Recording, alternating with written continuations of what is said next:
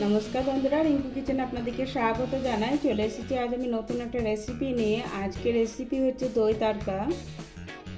আজকে আমি দই তড়কা বানিয়ে দেখাবো। এভাবে দই তড়কা বানিয়ে পোলাও, ফ্রাইড রাইস, পরোটা, নান সব কিছুর সাথেই সার্ভ করতে পারেন। আর দই তড়কাটা খেতেও দুর্দান্ত হয়। পুরো ভিডিওটা দেখার অনুরোধ রইল। দই তড়কা বানানোর জন্য প্রথমে আমি গ্যাসের উপর কড়াই বসিয়ে দিয়েছি।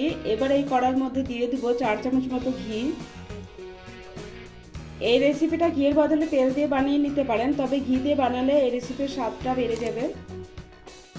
ঘিটাকে ভালো করে গরম করে নিয়েছি। এবার এই ঘিয়ের মধ্যে দিয়ে দিচ্ছি 1/2 চামচ মতো রাই, 1/2 চামচ গোটা জিরে দিয়ে দিলাম, 3-4টে শুকনো লঙ্কা দিয়ে এবার একটু ভেজে নিব।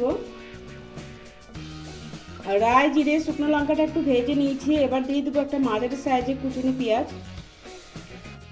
ঘিয়ের সাথে পেঁয়াজটা হালকা ভেজে নিব। ঘিয়ের সাথে পেঁয়াজটা হালকা ভেজে নিয়েছি। এবার 4-5টা কারি পাতা দিয়ে দিলাম। আর দিয়ে দেবো 1 চামচ মতো কুচনো রসুন। আর দিয়ে দিলাম 1 চামচ মতো কুচনো আদা। এবার আদা রসুনটা একটু ভেজে নেব পেঁয়াজের সাথে। আদা রসুনটা পেঁয়াজের সাথে একটু ভেজে নিয়েছি। আর আদা রসুনের কাঁচা গন্ধটা চলে গেছে। এবার দিয়ে দিচ্ছি অল্প করে একটু হলুদ গুঁড়ো। আর দিয়ে দিব ঝালের জন্য 1/2 চামচ মতো লাল লঙ্কার গুঁড়ো। এবার ভালো করে মিশিয়ে নিব।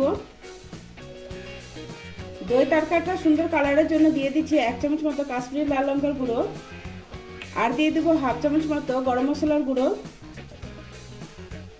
এবার ভালো করে মিশিয়ে নিয়ে মশলাটা একটু কষিয়ে নিব। গ্যাসের ফ্লেমটা লোতে রেখে 1.5-2 মিনিট সময় নিয়ে মশলাটা কষিয়ে নিয়েছি।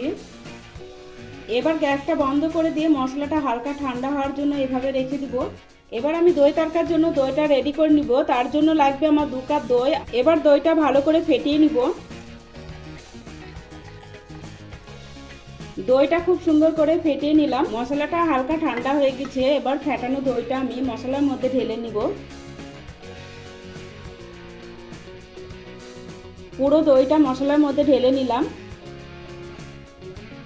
এবারে দইয়ের মধ্যে দিয়ে দিচ্ছি স্বাদ অনুসারে লবণ। আর দিয়ে দেবো অল্প করে একটু চিনি। চিনিটা দিয়ে আমি দইয়ের সাথে মশলাটা ভালো করে মিশিয়ে নিব। আমি দইটা দেওয়ার সময়তেও গ্যাসটা চালু করিনি, এই সময়তেও গ্যাসটা বন্ধ আছে। আর এভাবে নাড়াচাড়া করলে চিনি আর লবণটা ভালো করে দইয়ের সাথে মিশিয়ে যাবে। চিনি, লবণ আর দই মশলার সাথে ভালো করে মিশিয়ে নিয়েছি। সমস্ত কিছু ভালো করে মিশিয়ে নিয়ে এবার দিয়ে দিচ্ছি অল্প করে কুচনো ধনেপাতা। ধনেপাতাটা দিয়ে আবারও ভালো করে মিশিয়ে নেব।